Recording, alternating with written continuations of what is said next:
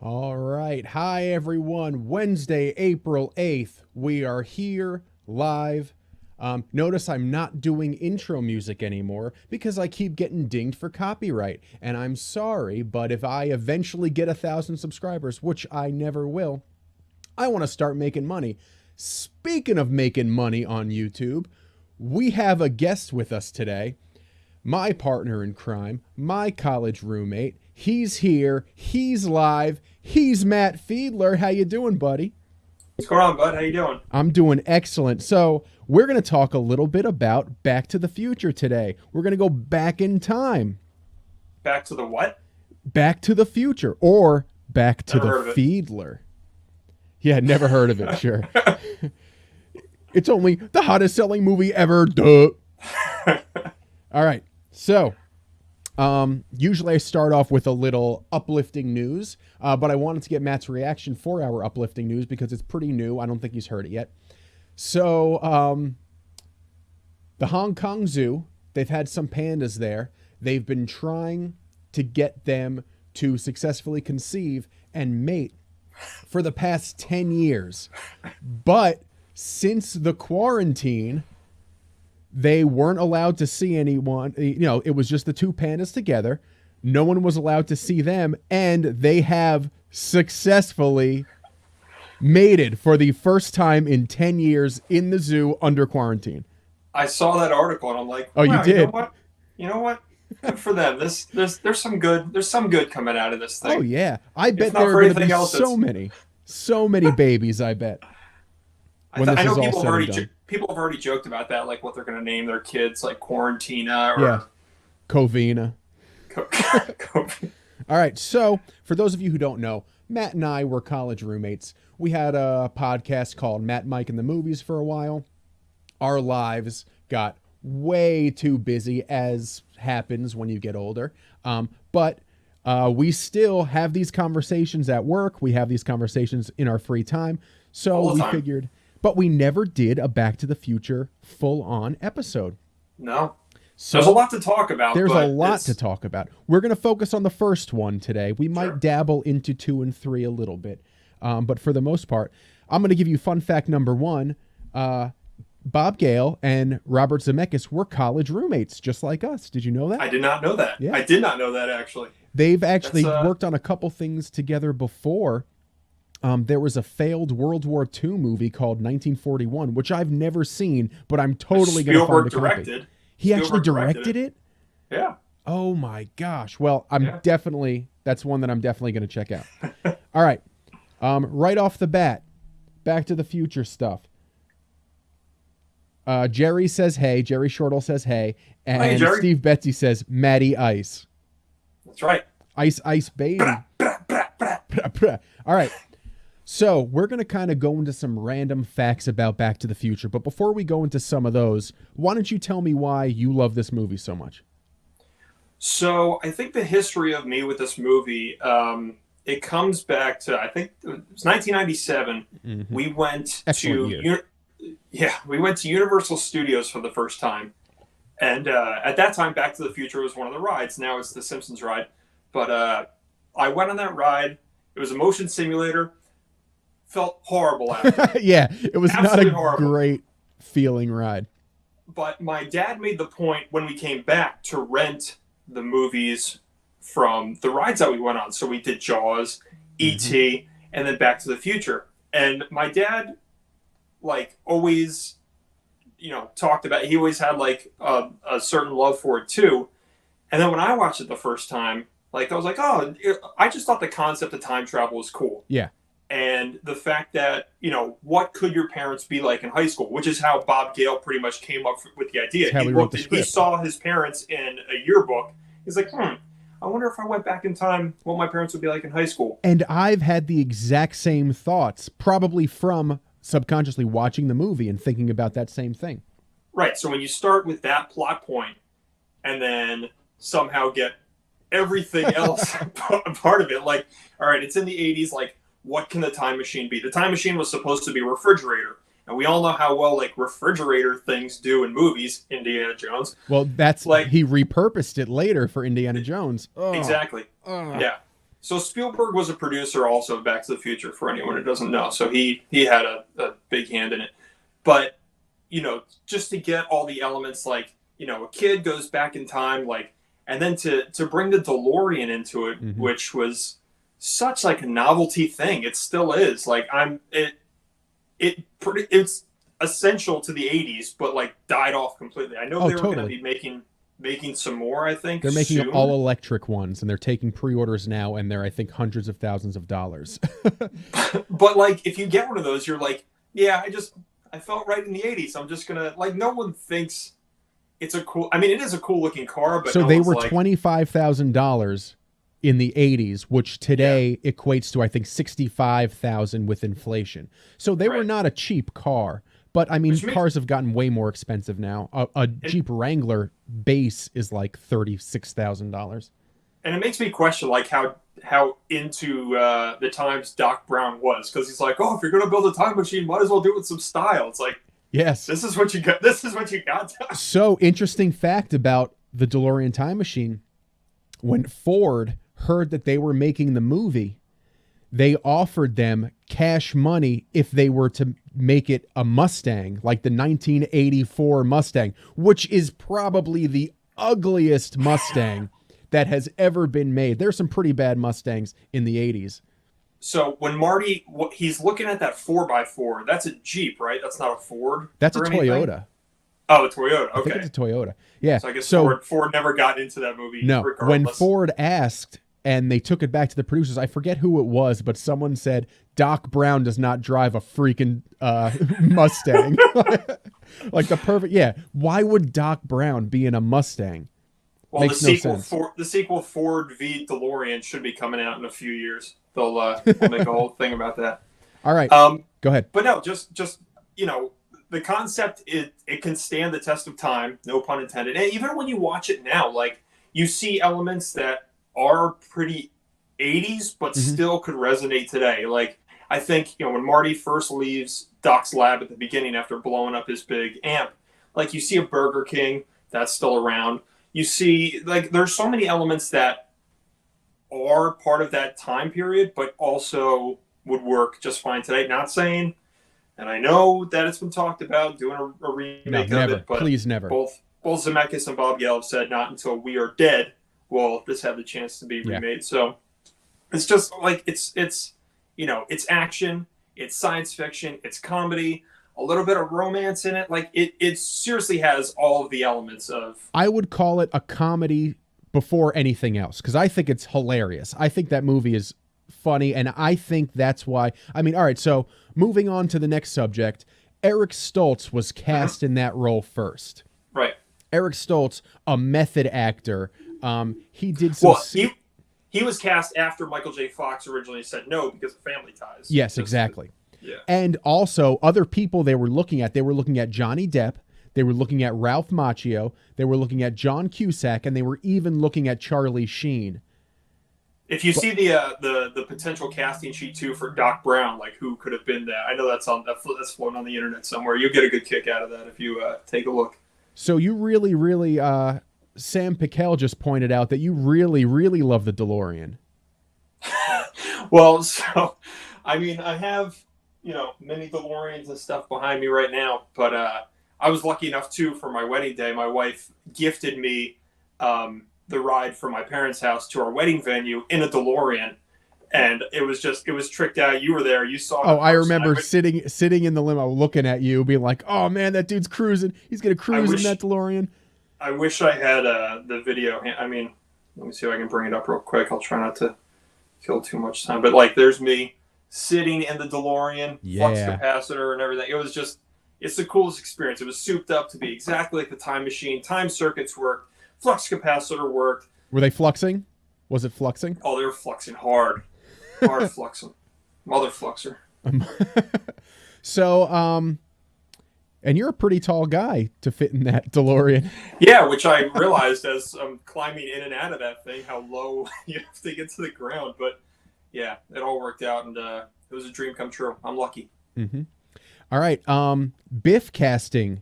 Tim Robbins was considered for Biff.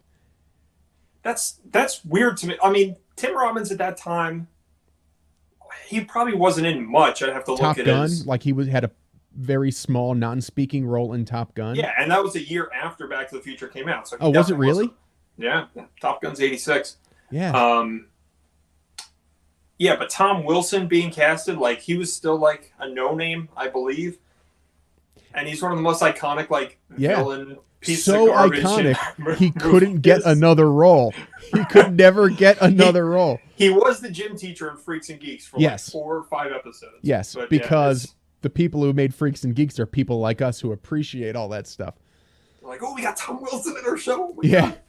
So speaking of the DeLorean before, the DeLorean that they had couldn't even get up to 88 miles per hour with all the accoutrement they had on it. Not only could it not get up to 88 miles per hour, but the speedometer on the original DeLorean only goes up to 85.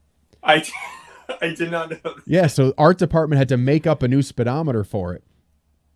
That is awesome. It is very, very interesting. Does it say anywhere on the facts about why they chose 88 miles per hour? Or is that just... they thought it sounded good. I always thought it was like some sort of infinity loop because 8 is an infinity. Oh, true. Yeah. And I thought maybe that, yeah, exactly. Yeah. That I thought maybe that had something to do with it. No, they just said, it felt like the right. I mean, being born, you and I, in 1988, I always have like an affinity for the number 88. So me too. 88's always been my lucky number. 8 has always been my lucky number.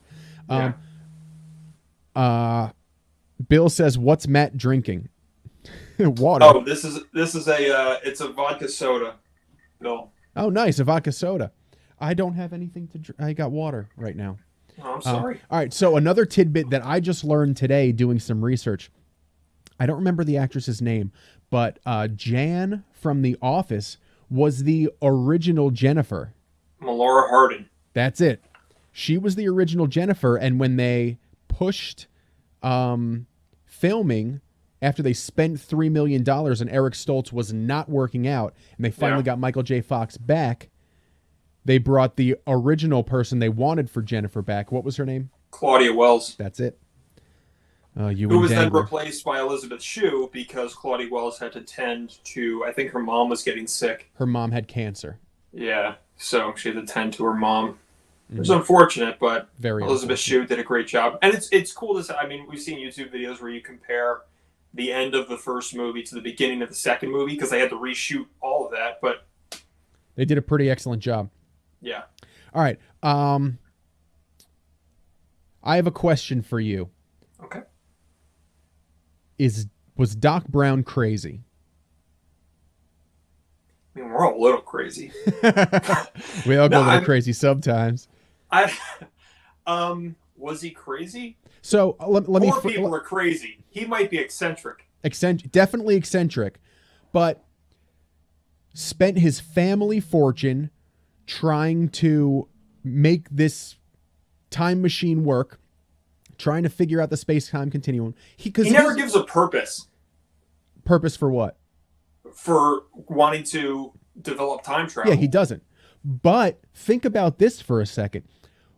When Doc is testing the DeLorean for the first time, he has the DeLorean on remote control coming right at him and Marty. And if that DeLorean does not go into time, he's going to kill himself and Marty. Right? That's right. Doc was all in with that DeLorean. If that didn't work... He knows there's a reason. There's got to be a reason that he picked that part. I mean, obviously the parking lot at the mall is flat.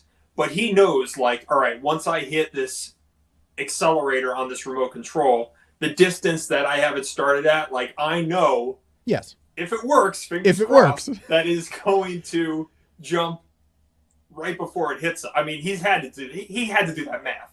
Oh, I'm sure he did the math, but he did not know if it was going to work or not. Had it not worked, he'd be dead. That's true. They'd be roadkill. He is. I don't think that's crazy. I just think that's an overwhelming sense of self-confidence. He seemed pretty surprised when it worked. Yeah, he's just like, "What did I tell you?" Yeah, but he was confident. If he was definitely confident enough to steal from the Libyans. He was willing to risk pretty much his only friend's life at the same time. which is another thing that's never explained. Why they're But such people good theorize friends. it, why they're friends. So there's a novelization that was written based on the original draft of the script, and apparently it's got a whole bunch of scenes that aren't in the movie. I'm looking for a copy now. They're not widely available, but I want to read that because there are a whole bunch of scenes that never made it to the film. I think while Marty is younger, he like stumbles into Doc Brown's lab. You know, he's just a kid like searching around, and he just happens to find it. And Doc takes him under his wing somewhat, but we were in 1985, like no one questioned it. No one's like, why is this kid hanging out with this? Yeah. Which is awesome. You don't need to like break down every element of it. Just be like, they're good friends. That's Sam it. says he is the epitome of mad scientist. Yeah, he is. Yeah. So another interesting take. When Marty comes back to 1985 and he's watching Doc get killed, and that Marty jumps in the time machine, that Marty is a Marty who's grown up a different life than this Marty. His parents have been successful. His dad, famous author at that point. What does that dude run into when he gets to... Wait a minute. I never thought about that. Think about that. So then that privileged Marty, we'll call him since that's all the rage, that privileged Marty hops in a DeLorean, goes back in time. That might not be true. If we're going to get deep into how time travel works, I don't know if any of that stuff... Oh, no, because Lone Pine Mall changed them. Yes. So I don't know what 1955 does he go back to? Does he go back to a 1955 with Marty? Technically, he does. He would be... It's very weird. It's a paradox. It's something that we're going to have to spend some real time having a couple beers and talking about. Yeah, because I would think that none of the 1985 when he returns would change with his family and stuff until that original Marty jumps. But since Lone Pine Mall had already changed, or Twin Pines Mall had already changed to Lone Pine Mall, that is an excellent point I never thought of. It's interesting to think about, and something we should really go deep into at some point. All right, another little bit of trivia fact. Einstein wasn't supposed to be a dog. Einstein was supposed to be a chimp. Would have been interesting. Yeah. A little less cute. Yeah, and chimps are known to just lash out irrationally on people. All right. The courthouse. So a lot of people probably know all that Hill Valley and that center of town was all shot on a backlot. It was all Universal's backlot. The Universal backlot. That backlot has burned down like 2 or 3 times. And it's in Gremlins too, like right before. It's in Gremlins. Yeah. It's in even some more recent films. It was in Bruce Almighty. And that town hall, the courthouse, actually burned down because it was hit by lightning, oddly enough. One of the ways it burnt down was because of that. It's a tragedy because we were out in LA a few years ago. We did the Warner Brothers backlot tour, and I would have loved to have done the Universal one to see that, but I did the Paramount, and I never got to the Universal either. Yeah, but I mean, those tours are fun. If you're planning in the not near future, in the future to head to Los Angeles. Hey man, we're gonna get out of this. I know. Yeah. Go ahead. All right. I want to really briefly touch on some. Andy Choi asks, who would play Doc, Marty, George, Lorraine, Biff in a modern remake? It's a good question. No, it's a great question. There were talks a few years ago, if this had to get remade, that it would be Zac Efron. And this is probably like when High School Musical 3 was like just kind of probably like 2010. I'm sorry, I know when High School Musical 3 came out. But there was a recent deepfake that was done that had Tom Holland as Marty and Robert Downey Jr. as Doc. It was good. Tom Holland is awesome. I like him. So is this who I think would be it, or like Sure. Yeah. Let's go who with I that. would want to be them? I'd have no problem with Tom Holland doing it. I think he'd be good. Doc Brown, that's tough because you'd have to think like Christopher Lloyd wasn't that old when he Yeah. did that movie, so it could be someone in like their 40s or 50s playing like a. Trying to think who's like Who's a good character actor? Like, we don't have character actors anymore for the most part because people don't see character films. People Right. see superhero movies. Right. I mean, I could go on to that about how cinema's dead, but this is a happy podcast. I mean, when you think character actor, you think like Gary Oldman, obviously. Yeah, Oh man, that's a tough question. It's a tough question, and hopefully it would be someone who would surprise us with how good they are. If they I would did. hope. Yeah, I would rather it be a bunch of like no name people. Yeah. Who they bring in and like just Doc and Marty be, someone who's already somewhat famous. So I also remember in the, I guess it was kind of early 2000s when they were talking about a possible, not a remake, but a continuation where fourth movie. Yeah, where Marty was the Doc character. Right. And, he finds another crazy kid who likes to hang out with him. I don't think it would work. It doesn't fit the character of Marty. It never happened. He wants to be a rock star. He's not. He'd be a rock star. All right. He shows up to school late all the time. What do you makes you think he's going to delve into He's science? a slacker. I just want to dabble in the second and third movie just a little bit. Nice. In the second movie, Doc saves Marty's life a whole bunch of times. Was Doc traveling through time to save Marty? Did Biff's car flatten Marty? Did Marty get shot by Biff and fall off the Biff tower? Right. Like, did that happen? Doc showed up too late and said, "Oh, I got to go back 5 more minutes and save Marty." It's a lot more of a morbid movie, but did we only see the movie where Doc manages to actually come through and save Marty? Right. You don't see that timeline where all the bad stuff could have happened. Yeah. Because Doc has a time machine. He can literally, if he messes up at that point when he doesn't need a fusion reaction with plutonium, he can go back whenever he wants and do whatever he wants. Yeah. That is a great question. Interesting to think about. Yeah. There's so many aspects when you think of time travel, just in general, of how it would work with who is in the same universe as who. But when it comes to different scenarios where someone's life is being altered, whether or not they're living or dying, Doc. I mean, I would hate for Doc's like life to just be, I'm going to rescue this kid over and over because of something I brought him into. Has Doc seen some serious he might have. Yeah, he might have. Sam says that he's asking, do you think Benedict Cumberbatch could pull off a Doc? No. I have a problem with I don't like when Brits play Americans and Americans play Brits. It always takes me out because you can never get the accent right unless you're Hugh Laurie. Can Hugh Laurie play Doc? Ooh.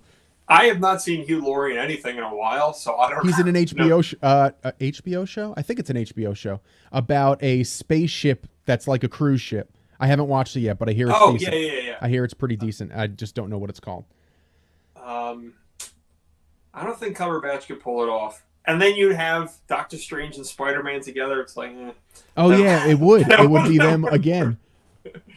Well, I guess that would be the same if Robert Downey Jr. played Doc, which honestly, I feel like if you makes pick the most sense. One out of 3 actors now, chances are they've already been part of the Marvel MCU. Cinematic Universe. Yeah. So that's true. All right. When they finished making the first one, they had no plans for a sequel. That whole "to be continued" was added to the home video. That was not in the theatrical version. Right. But when they finally decided we are going to go make 2 more films, they were like, we're going to shoot them back to back. Yeah, it's one of the first times that movies have done that. And they literally took the first one and redid things without the mother aspect of it so much in the second one. And then the third one is just like, let's milk it for all it's worth. But I still love it. I still love it. I still think it's one of the most complete trilogies. I think it's the most complete trilogy. Yeah. Besides Lord of the Rings, but I've never really liked Lord of the Rings anyway. Dude, you got to give it another shot. Watch the extended. Take some time. Yeah, take 12 hours to watch. Yes, it's worth it. It's an amazing trilogy. I probably should have seen them on the big screen or something. Hey, come over. We'll watch the extendeds in 4K when they release them. All right. Yeah, it was definitely the second two were just milk, with how successful the first one was, and they were having doubts about it. Obviously, once they started with Eric Stoltz, and they're like, this isn't working out, and we're so heavily invested in it. We want to do this the right way, and they got Michael J. Fox, and it worked, and it was huge. And they're like, if we can come up with something. So they did. Obviously, they're weaker, but I still think they're I love the second one. Awesome for what they were. And if you watch, the things they did in the second one with, two actors in the same shot. Yeah, two actors in the same shot, using things in the shot to split between, if you watch when the DeLorean is flying, I think when the DeLorean comes back to 1985 after they're in the future, there's a part where the DeLorean is landing and there's a lamppost right in the middle of the shot. And the DeLorean flies in, and then as it crosses behind the lamppost is when it's actually on the ground. So they're using special effects and real stuff seamlessly. It's just, we have learned technical aspects of this stuff. And it's just incredible to see from 1988 when that was shot. One of my favorites is when young Biff and old Biff are in his car together. Yeah. And the camera booms down, it tilts up, and and it's flawless. It's almost flawless. But when the almanac flies, it's all like fine then. Yeah. Oh, Hecht, talk about Red the bum. All right. So, as our friend Michael Hecht pointed out to us, the bum, the one who goes crazy drunk drivers in the first one, and the second one goes crazy drunk pedestrians, that bum is Mayor Red, who runs for mayor in 1955. Very interesting tidbit. I dispute this. Matt disputes it. I'm pretty sure it's the same actor who's the photo of Red and the bum. I'm not buying it. Matt's not buying it. Back me up on it. I do not think that guy. He looks way too old in that picture. He looks way old in 1955. Unless they put a bunch of old makeup on him to take that picture. And it's that dude 30 didn't have years a beard later, either. so let's say he was 40 and then he's 70. But 70s in 1985 is not 70s today. 70s in 1985, people were on their way out. Yeah, you're saying he would have been 40 in 1955 and 70 in... he was a portly 40. There's no way. All right, Andy says, what do we think about the lawsuit from Crispin Glover? So for those of you who don't know, Crispin Glover was not in the second film. They got a sound-alike and a look-alike and covered him in makeup and hung him upside down. Jeffrey Weissman. Jeffrey Weissman was his name. So Crispin Glover, being the eccentric weirdo that he is, sued. He wouldn't come back for the sequel. When they used his likeness, he sued him. I don't know if he won. I don't know if they settled out of court. But I know some people who are Crispin Glover fans, and they've been to like Comic-Cons with Crispin Glover. That dude is weird. That dude is out there. Yeah, he looks pretty weird. A lot of the cast, like, I had the biggest crush on Leah Thompson when I was a kid. I loved Leah Thompson. I loved her in Beverly Hillbillies. Like, there was something about her that I was like, oh, Leah Thompson's so beautiful. She's nuts too, apparently. You've never met her, have you? No. I have met Bob Gale, Christopher Lloyd, and Alan Silvestri, which was awesome. You met Alan Silvestri? Yeah. That's awesome. Yeah, we back in 2015, which was the 30-year anniversary of the first movie, they did at Radio City Music Hall. They had the New Jersey Symphonic Orchestra come and play Awesome. the score along, and Alan Silvestri was there. When they introduced Christopher Lloyd, place went crazy. Then he ended up sitting like 2 rows in front of us, and you get to watch Back to the Future with Doc Brown sitting 2 rows in front of you. And I could riff about Christopher Lloyd forever. Like, yeah, his Uncle Fester. His Uncle Fester is so awesome. Even, what's the bad guy in Dennis the Menace? Yeah, just the whatever the criminal. I don't know if he's ever named, but yeah, he's just the bad guy. He probably is. But that stuck. He was such a great character actor. So the first movie I ever saw him in was Angels in the Outfield. Yep. And what was his name in that? They just called him Al. Al. He wore an American League cap that he stole from one of the umps. Maybe it stood for like Angel Leader or something, but I think the first thing I ever saw him in was Clue. Yeah. Yeah. Oh, Clue. I should do a whole episode on Clue. Clue is so great. So, we watched Clue a few months ago. First time? Yep. Yeah. Not too interesting to me. You didn't like it? I don't know if it was overhyped or maybe what it was, but like I see online people like rave about this thing. Then I watch it, I'm like, there's some funny bits, but it gets confusing at a point.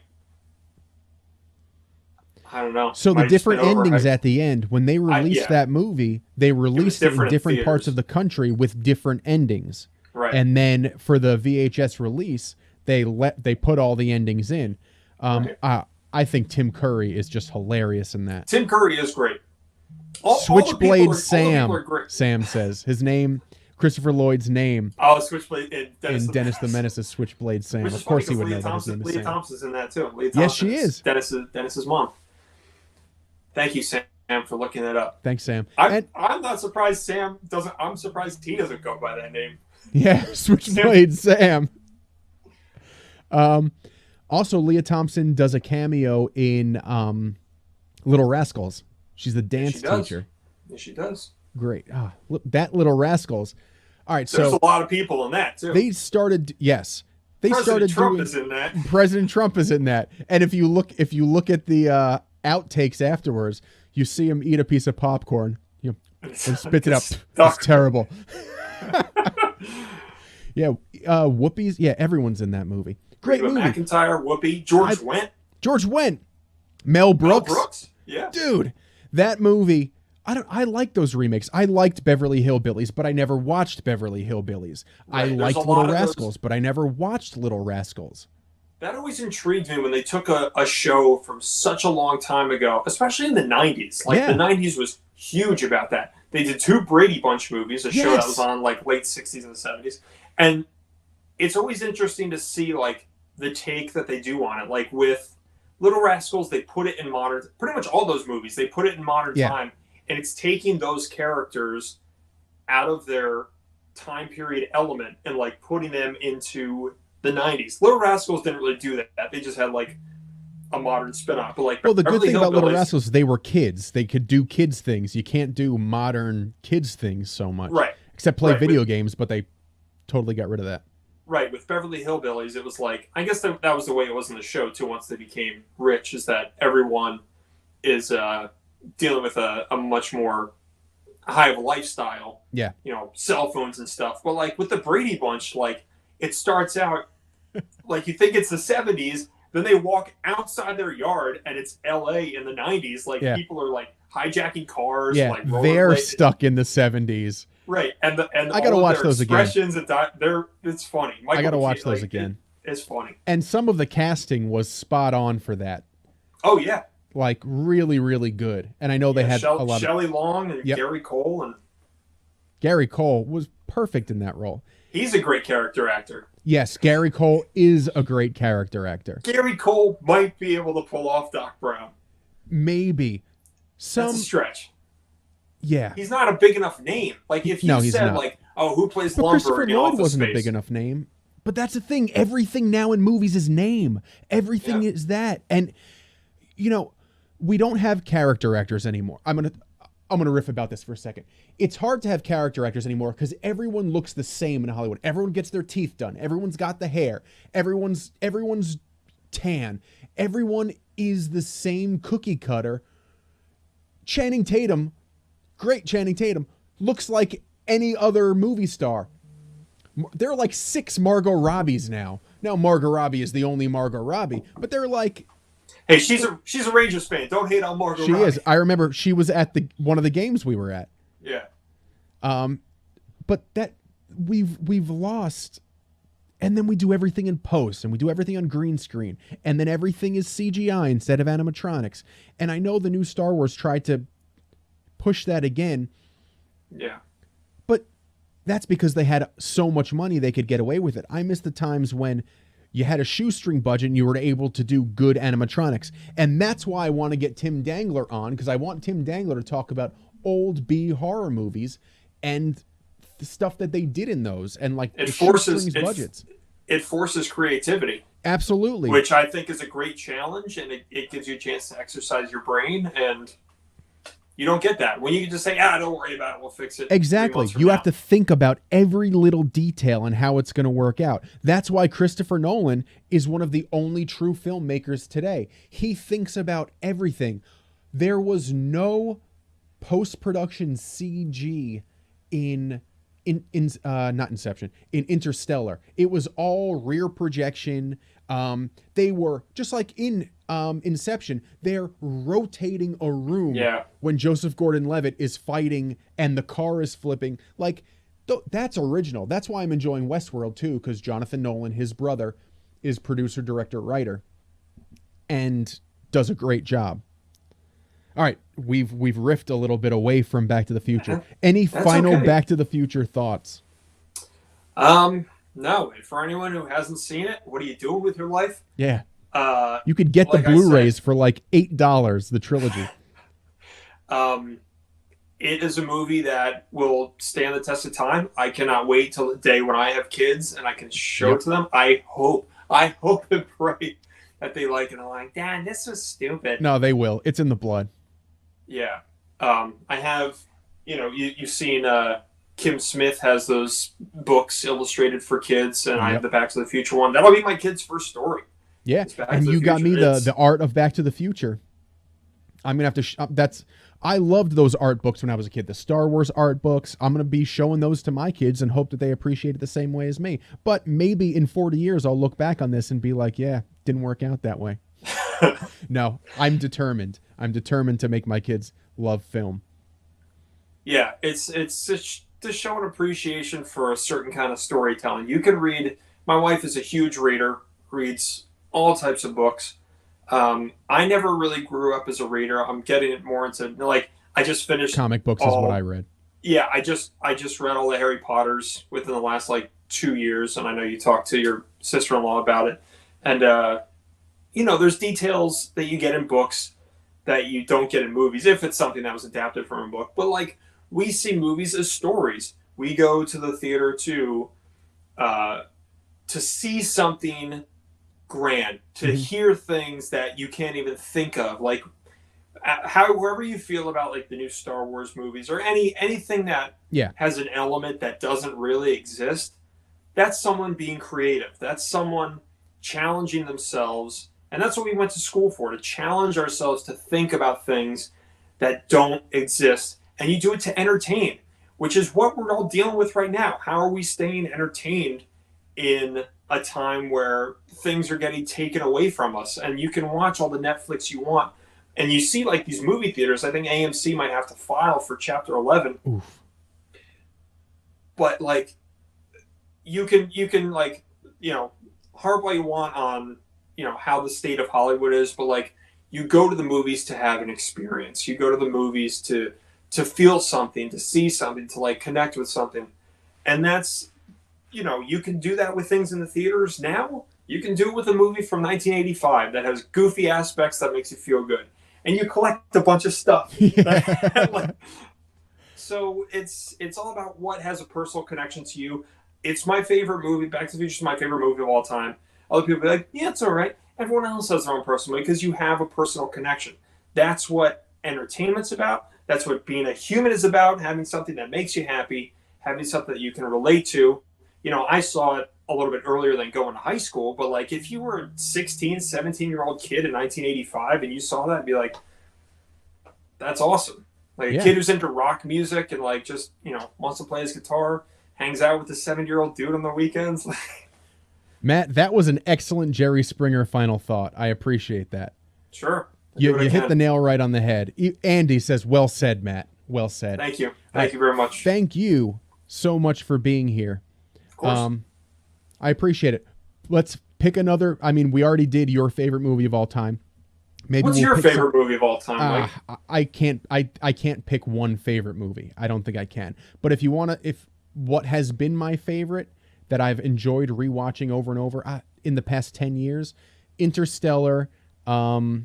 Definitely check out Interstellar if you haven't. And I love Inherent Vice. Right now, the past couple of years, Inherent Vice is one of my all-time favorites. It's a modern-day Big Lebowski, but way more out there. Big Lebowski's one of them. Big Lebowski's one. Matt, thank you so much. You're welcome, man. I hope you tune in Friday and ask a lot of questions. Ooh, I just might. Ooh, you just might. All right. Thanks, buddy. Peace. I'll see you later. Bye. See you. What a nice guy. What a nice dude. All right, so wrapping up today. Thank you so much for joining us. I had a blast on this one. Matt really knows his stuff, and he had a nice final thought there. Check out on Netflix. It's an 1.5-hour Netflix documentary called Abducted in Plain Sight. Steve Betsy's going to be here. Matt Ham's going to be here. Tommy Malatesta is going to be here again, and we're just going to riff on it. Watch it. It's only an 1.5 hours. It will blow your mind. All right.